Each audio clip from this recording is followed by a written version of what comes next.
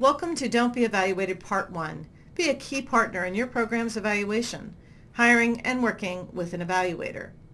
This is one of a series of briefings prepared by the Justice Research and Statistics Association's National Juvenile Justice Evaluation Center project. The purpose of this briefing series is to provide juvenile justice program managers with information that will help them to evaluate their programs.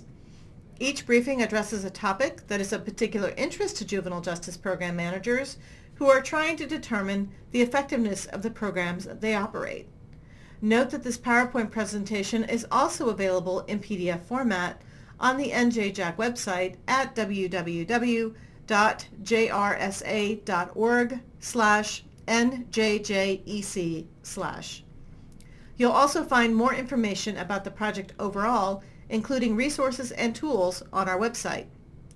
This project is funded through a grant from the Office of Juvenile Justice and Delinquency Prevention, Office of Justice Programs, United States Department of Justice. Neither the United States Department of Justice nor any of its components operate, control, are responsible for, or necessarily endorse this project presentation, including, without limitation, its content, technical infrastructure, and policies, and any services or tools provided. The purpose of this briefing is to provide information to juvenile justice program managers about how to go about hiring and working with an evaluator. The briefing discusses how a qualified evaluator can assist a program manager in assessing his or her program's performance, what characteristics to look for in hiring a qualified evaluator, and how to go about finding such a person. This presentation covers a variety of topics, including what can an evaluator do for you, advantages and disadvantages of hiring an evaluator, selecting an evaluator, developing an evaluation plan, maximizing collaboration, and other evaluation resources. Program evaluation is an essential tool for the management, development, and sustainment of juvenile justice programs. Evaluation and the results can help program managers and staff members understand how their daily activities are related to specific goals and objectives, and how these goals and objectives relate to the juvenile justice problem or need that the program hopes to address. In addition, evaluation can provide information on fidelity of implementation, or what we refer to as process evaluation, and highlight the areas for improvement. Evaluation results can also help support funding requests to aid in your sustainability. Why do you need an evaluator? Well, while most program managers are capable of conducting some evaluation activities, other managers may want assistance with the following areas: identifying performance measures, measuring outcomes, and that includes determining which data will be used to measure those outcomes, setting implementation standards, and again discerning the data to be used to track whether or not those program standards or implementation standards have been met. And evaluators also assist with designing an evaluation study, which will determine whether the program is actually achieving the outcomes they hope for. Who is an evaluator? An evaluator is someone who has received formal training in research and/or in evaluation and has experience in conducting evaluation of programs. Unfortunately, there is no easy way to identify a qualified program evaluator. For example, there are no licensing or certification requirements for program evaluators, although many evaluators are members of professional evaluation organizations such as the American Evaluation Association and/or the American Educational Research Association. Membership in these organizations does not imply qualifications. There are also very few university degree programs in program evaluation. Many evaluators have backgrounds in the social sciences, such as psychology, sociology, criminal justice, public administration, or education. In a later section of this presentation, we will discuss some of the qualifications to look for when selecting a competent evaluator. What you need in an evaluator depends largely on what it is that you already have. If you think about evaluation as similar to the process of building your own home, what you can accomplish on your own depends largely on your level of expertise or the depth of your financial resources. Some options may include if you have a great deal of time and a lot of expertise, then you might be able to build your own home with no help from experts. Another scenario is if you have a thorough understanding of home building and expertise in all but the most difficult areas, you might choose to do most of the work yourself, only hiring an expert to help with the most difficult aspects or those that require specialized ability or equipment, such as pouring a foundation or plumbing and electrical wiring. Finally, if you had little or no expertise, but lots of money, you might hire someone to build your home from top to bottom. Keep in mind, however, that even in this last case, the home builder will still consult with you on a number of factors, including from the basic layout of the house to what color the rooms should be painted. In this same way, programs can hire evaluators to provide as much or as little help as they think they might need to successfully carry out evaluation activities. Evaluators can have multiple roles in the evaluation process. A good evaluator is part facilitator, part researcher, and part program specialist. They can help you to develop measures to assess both the implementation of your project but also the outcomes. They can analyze data, and they can report from that data to make recommendations for improving your service delivery. There are a number of tasks that evaluators can assist you with that we'll be talking about in the next 6 slides. On each slide, we'll be providing additional resources where you can go to learn more. The first task is developing a logic model. A logic model is a written description of how the activities and components of your program relate to each other and to the goals and objectives you are trying to accomplish. For more on logic models, we have several NJJAC webinars, including Introduction to Program Logic and Advanced Program Logic, available on the ntac.org website. That is nttac.org. The next task that an evaluator can assist you with is developing measures to determine if your program is meeting its goals and objectives. For more on measures, see the NJJAC webinar at ntac.org entitled Basics of Performance Measurement and Evaluation. An evaluator can also help you to design an evaluation plan to determine whether your program is meeting its goals and objectives. For more on evaluation plans, please go to the Bureau of Justice Assistance, Center for Program Evaluation, and Performance Measurement website. 2 documents which address this issue include Planning an Evaluation and Research Designs.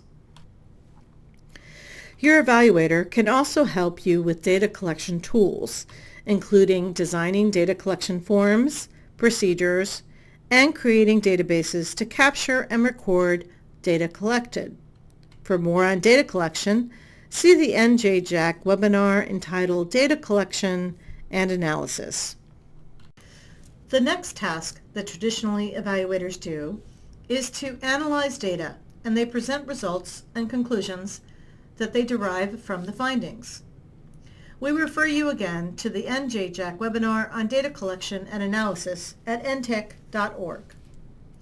Another helpful resource is a section of the Bureau of Justice Assistance, Center for Program Evaluation and Performance Measurement website entitled Reviewing Evaluation Findings with Stakeholders, Writing a Final Report Using Evaluation Results.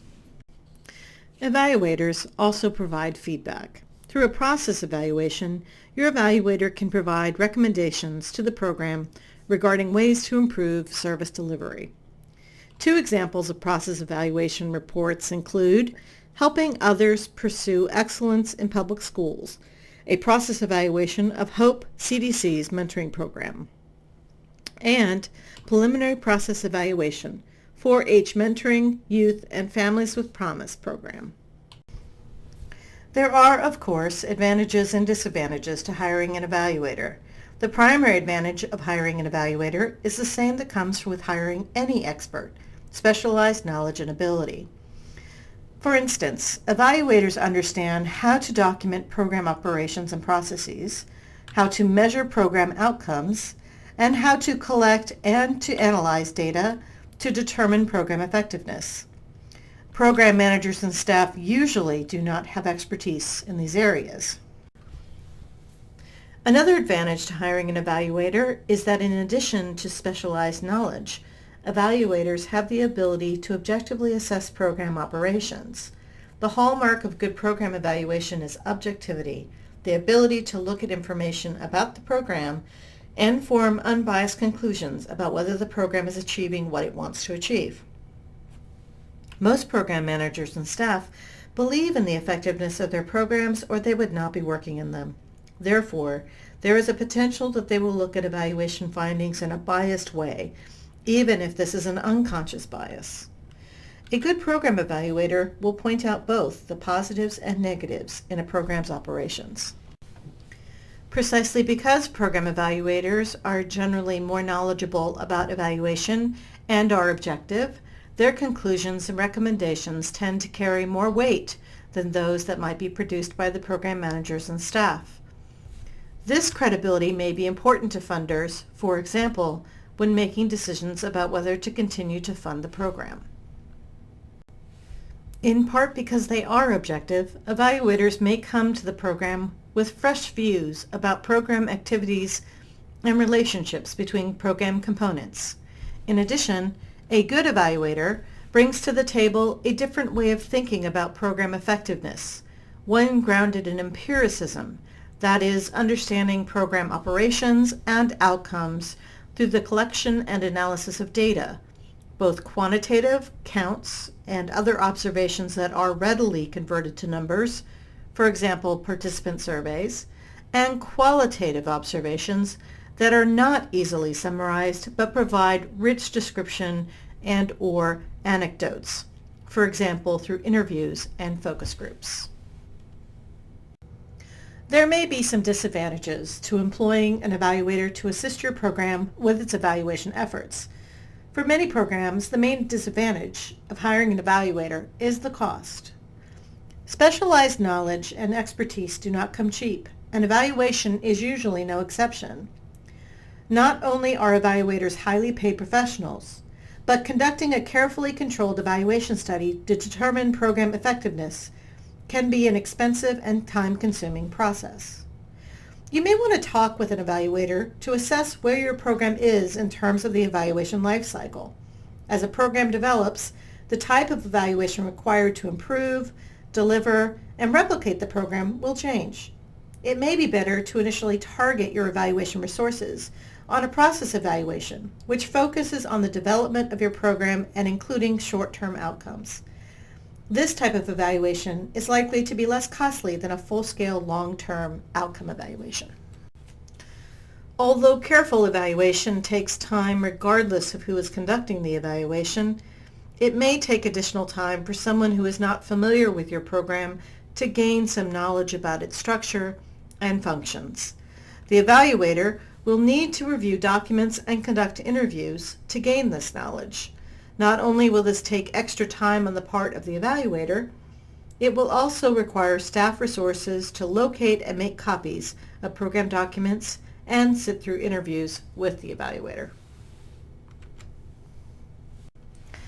Just as hiring a builder who is unqualified will result in delays, mistakes, and perhaps a poor product, so too will hiring an unqualified evaluator produce potentially damaging results. An evaluator who is not qualified may alienate staff, may intrude upon clients and staff-client relationships, may misunderstand the program and its functioning, and may draw conclusions that are incorrect or inappropriate. If such an evaluator's work is released to funders and the public, the program may suffer damage to its reputation and may find its funding jeopardized. Note that when thinking about all of these advantages and disadvantages, that not all will apply in every case. Program managers must weigh all of these factors carefully when they decide to hire a program evaluator. There are some basic qualifications you can look for when determining how to hire an evaluator. You should consider the following issues when selecting an evaluator. You need to look at their formal education, their prior experience, their evaluation philosophy, and the communication skills of your potential evaluator. We will discuss all of these issues in more depth in the following slides. As we noted earlier in this presentation, very few individuals have formal education in program evaluation. Most evaluators do have formal training in research methods, both qualitative and quantitative, with expertise in evaluation design, data collection, and statistical analysis. Graduate level training in the social sciences should provide this knowledge. For example, someone with a PhD in criminology should have the research knowledge required to conduct evaluations. A review of the American Evaluation Association database revealed that approximately 10 schools offer certificates in program evaluation, and another 15 to 20 schools offer a master's degree and/or doctorate in program evaluation. These programs were frequently located in or related to the education, health, and public administration academic departments. While evaluation as a process has a great deal in common with conducting research, there are also many differences between the two. A qualified evaluator must not only have research skills, but must also have specific experience working with programs. While experience working in a juvenile justice program is not a requirement for an evaluator, experience working with juvenile justice programs is. The juvenile justice system is a complex one, and familiarity with the system and with juvenile justice programs is essential for communication, collaboration, and appropriate interpretation of evaluation findings. Much has been written about how evaluations should be conducted, and different evaluators view the evaluation process differently.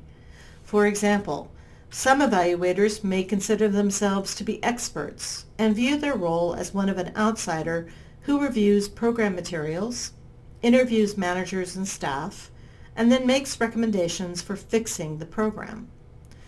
Others see themselves more as researchers than as evaluators and may avoid providing feedback to program managers and staff until after the evaluation is completed so as to not contaminate the evaluation.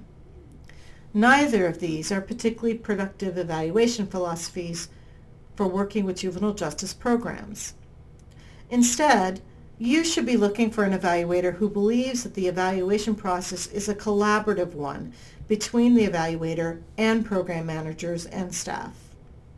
With a collaborative approach, program managers and staff are seen as the experts, and evaluators work closely with them throughout the process of documenting program activities, developing performance measures, interpreting evaluation findings, and making recommendations for program improvement.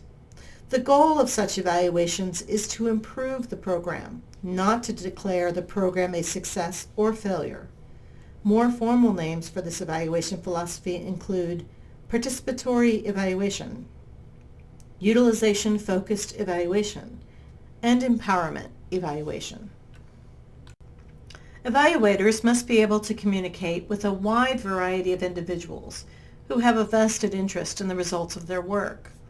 Program staff and managers, funding agency representatives, legislators and city council members, and program clients are some of the stakeholders to whom evaluators may be called upon to present their evaluation findings, conclusions, and recommendations. Evaluators should be not only personable and engaging, but should be able to clearly present findings and conclusions, both orally and in written form. The process for hiring an evaluator is similar to that for hiring any employee. Carefully review the evaluator's resume to determine if she or he has experience conducting evaluations of programs similar to yours. Be sure that references include directors of programs that the evaluator has worked with in the past, and ask those individuals about their experiences with the evaluator, including how well the evaluator worked collaboratively with program managers and staff. Interview the evaluator and determine if this is a person with whom you would be comfortable working. Finally, ask for samples of the evaluator's work, including evaluation reports. Review the materials to make sure that they are written clearly, without a great deal of jargon, and in a way that would be understandable to you and to those with whom you would like to share the evaluation findings. When you have selected an evaluator, you must specify in writing what the evaluator will do.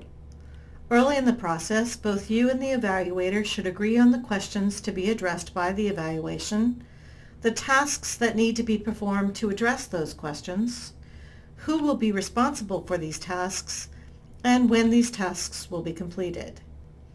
In addition to the evaluation plan, you should be sure that you have agreed with the evaluator on what the products of the evaluation will be. Evaluators should produce a final report and other products specified in the evaluation plan. Finally, it is important that you and the evaluator agree on when the evaluator's involvement in the process ends. For example, does the evaluator's role end when the final report is submitted to you, or will the evaluator participate in the process of disseminating the findings, including presentations to various stakeholder groups and being available to answer their questions? The following is an example of the components or tasks that might be included in your program evaluation plan. Say you ran a social skills program for youth at your local high school. In thinking about your evaluation plan, one question you might want answered is whether the juveniles in your program have developed more positive attitudes toward authority figures such as parents, teachers, and probation officers as a result of your program. You and the evaluator would need to agree on the tasks that need to be performed in order to answer this question. For example, you would need to identify or design a survey instrument to measure attitudes toward authority figures.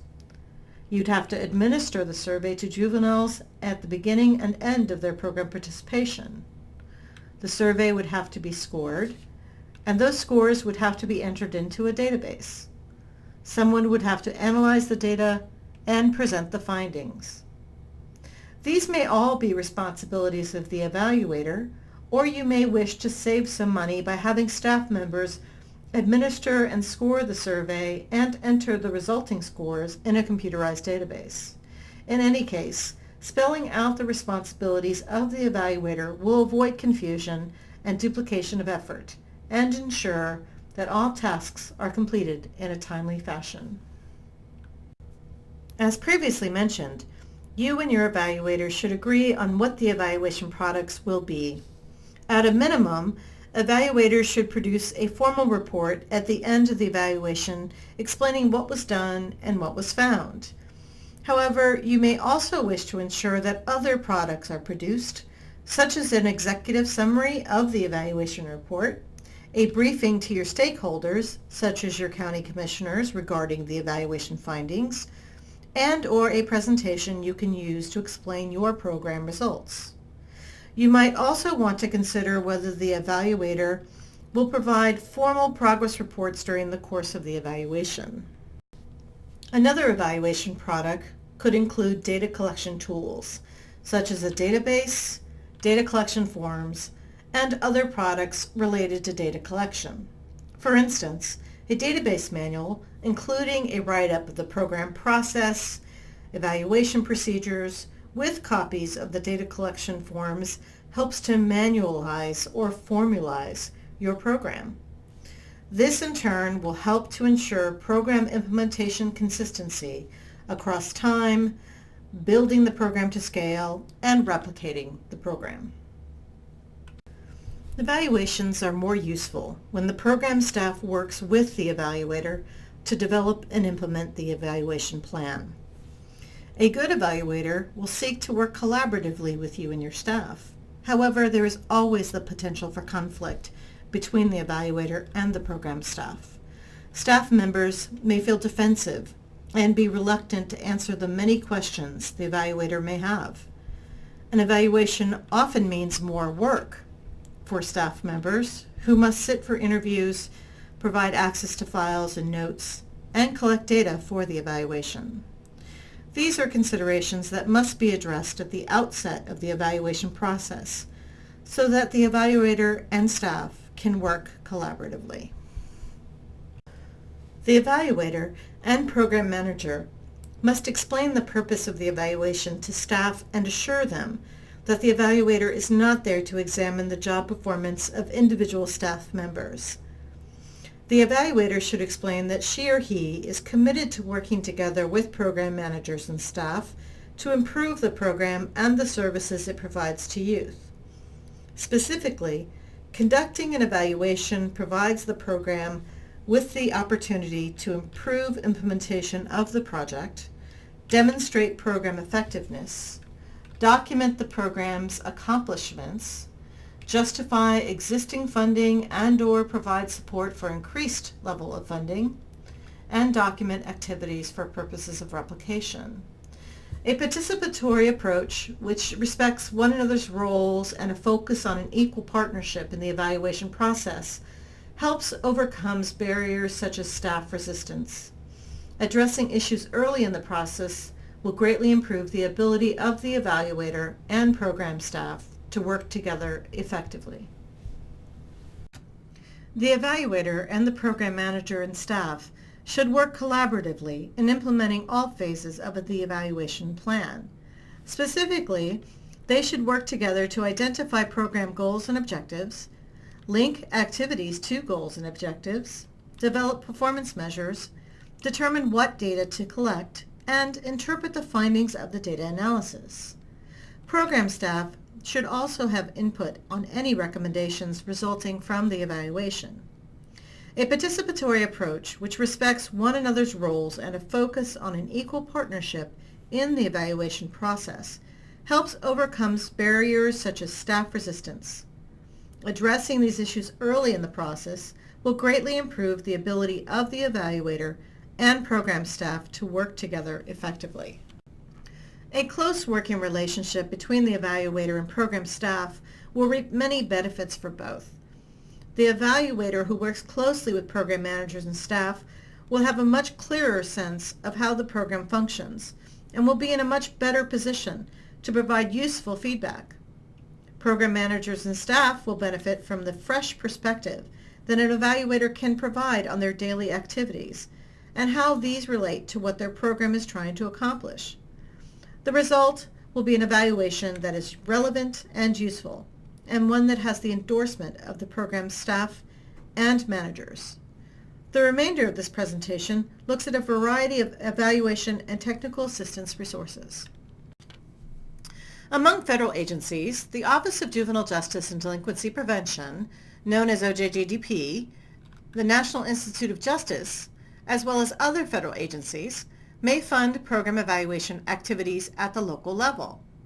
Moreover, OJJDP contracts with a number of organizations and individuals to provide technical assistance to states and localities that wish to evaluate their juvenile justice initiatives. JRSA's National Juvenile Justice Evaluation Center project is an example of one such initiative. The OJJDP National Training and Technical Assistance Center, NTAC, has an on-demand instruction and assistance training center which connects the juvenile justice and delinquency prevention community with training events, materials, and resources created by OJJDP's training and technical assistance providers, partners, and other federal agencies. You can find resources, training events, and materials for juvenile justice audiences, including local programs, state juvenile justice representatives, court, probation, law enforcement, social service, and mental health professionals, educators, and researchers on the NTAC website at www.nttac.org. The agency in your state that administers funds from OJJDP and other federal agencies may have resources available to assist you with evaluation. Many of these agencies have program evaluators on staff, as might other state agencies, such as Department of Corrections and Juvenile Justice Services, along with other social service agencies.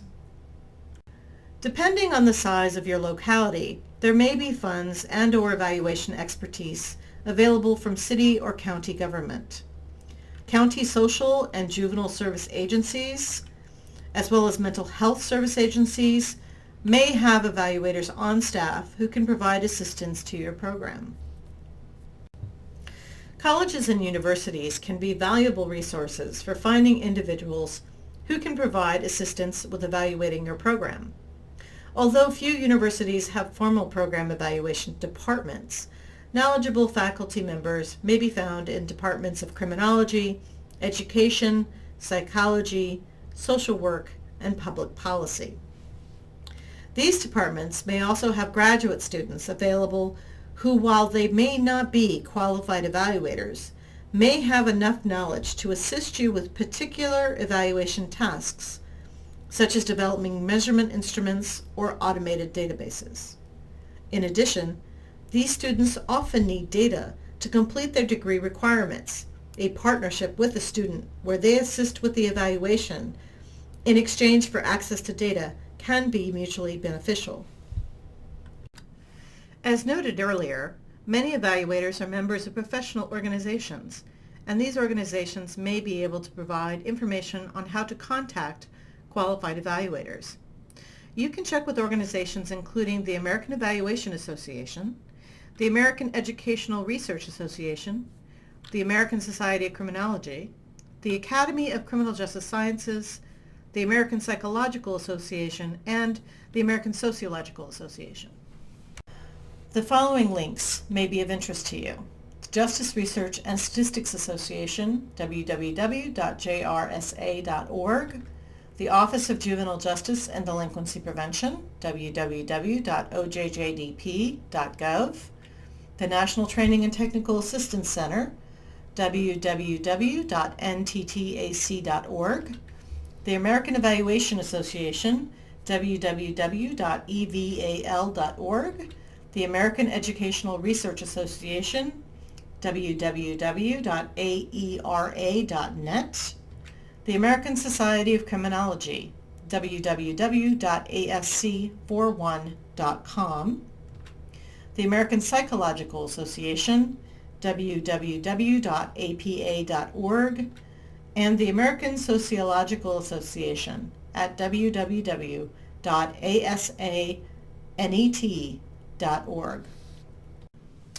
In conclusion, there are many benefits to hiring an evaluator to help programs collect and analyze data about their effectiveness. Juvenile justice program managers who do wish to hire an evaluator should look for someone who has experience working with similar programs and who believes in a collaborative approach to evaluation.